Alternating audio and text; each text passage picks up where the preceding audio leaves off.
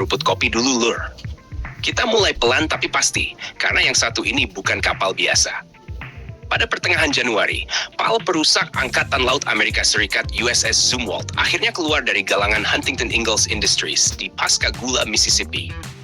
Ini bukan pelayaran biasa, ini adalah pelayaran uji coba laut pertama sejak kapal ini dibongkar besar-besaran dan ditingkatkan sejak 2023. Artinya, Zumwalt sekarang masuk fase baru. Bukan lagi sekadar kapal perusak siluman, tapi platform senjata hipersonik. Zumwalt ini dari awal memang proyek ambisius. Desain siluman ekstrem, lambung futuristik, radar cross-section kecil. Tapi selama bertahun-tahun kapal ini seperti macan ompong. Senjata utamanya bermasalah, konsepnya terlalu maju untuk zamannya, dan biaya operasionalnya bikin dahi berkerut. Sekarang, Amerika Serikat memilih jalan yang lebih brutal dan realistis. Jadikan Zumwalt sebagai kapal peluncur rudal hipersonik. Yang paling mencolok ada di bagian depan kapal. Kubah meriam yang dulu dipakai buat advanced gun system sekarang sudah tidak ada. Sebagai gantinya, bagian depan kapal dibuka dan dipasangi sistem peluncur vertikal khusus untuk rudal hipersonik. Jumlahnya tidak main-main. 12 tabung peluncur untuk Conventional Prompt Strike atau CPS. Rudal CPS ini bukan rudal jelajah biasa. Ini adalah senjata hipersonik dengan kendaraan luncur Combine Hypersonic Glide Body atau CHGB. Konsepnya sederhana tapi mematikan. Rudal diluncurkan ke ketinggian tertentu.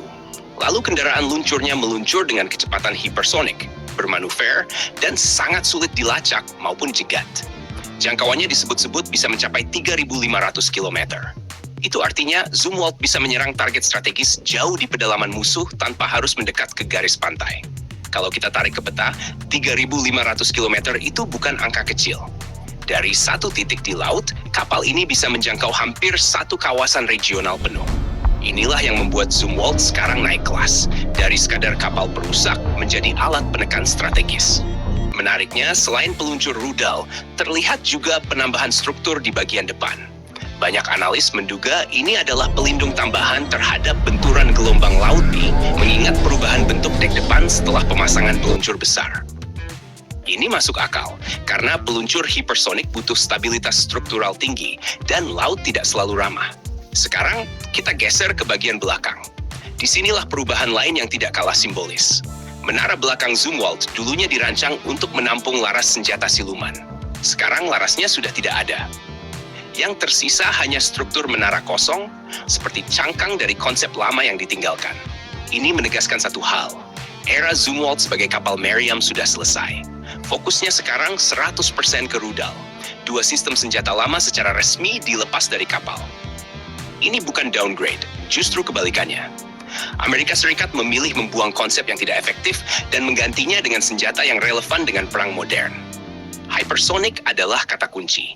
Uji coba laut ini penting, karena bukan cuma soal kapal bisa berlayar atau tidak. Yang diuji adalah integrasi sistem. Bagaimana peluncur berinteraksi dengan sistem tempur, bagaimana stabilitas kapal saat membawa muatan rudal besar, dan tentu saja persiapan menuju uji tembak CHGB yang sesungguhnya. Kalau uji ini berjalan mulus, Zumwalt akan menjadi kapal perang pertama di dunia yang secara operasional membawa dan meluncurkan senjata hipersonik dari laut. Ini bukan cuma prestasi teknis, tapi juga pesan strategis.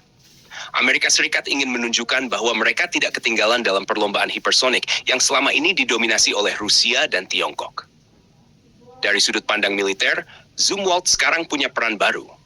Dia bukan kapal garis depan untuk duel meriam atau adu jarak dekat. Dia adalah platform serangan jarak jauh, beroperasi di belakang layar, tapi dengan daya hancur strategis. Sekali tembak, efeknya bisa langsung terasa di level nasional lawan. Kalau kita tarik ke pelajaran yang lebih luas, modernisasi Zumwalt ini menunjukkan satu pola penting dalam perang laut modern. Kapal tidak harus banyak senjata, tapi harus membawa senjata yang tepat. Kualitas mengalahkan kuantitas. Satu kapal dengan 12 rudal hipersonik bisa lebih berpengaruh dibanding beberapa kapal konvensional. Dan ini juga jadi pengingat buat kita. Beli alutsista itu bukan cuma soal platform, tapi soal kemampuan jangka panjang. Zumwalt sempat dianggap gagal, tapi dengan arah yang tepat, dia berubah jadi aset strategis. Artinya, desain dan perencanaan harus fleksibel, siap beradaptasi dengan perkembangan teknologi dan ancaman. Kedepan, kalau Zumwalt sukses, besar kemungkinan dua kapal saudaranya akan mengikuti jalur yang sama. Armada kecil, tapi dengan gigi yang tajam. Dan di titik itu, keseimbangan kekuatan laut global bakal sedikit bergeser. Jadi, dari kapal yang dulu banyak dikritik, sekarang Zumwalt justru jadi simbol fase baru perang laut. Senyap, jauh, cepat, dan nyaris tidak bisa dicegah. Kalau menurut kalian, apakah konsep kapal peluncur hipersonik seperti ini akan jadi standar baru angkatan laut dunia? Atau justru cuma solusi sementara sebelum teknologi lain muncul? Jangan lupa subscribe, like, dan komen di bawah sambil ngopi.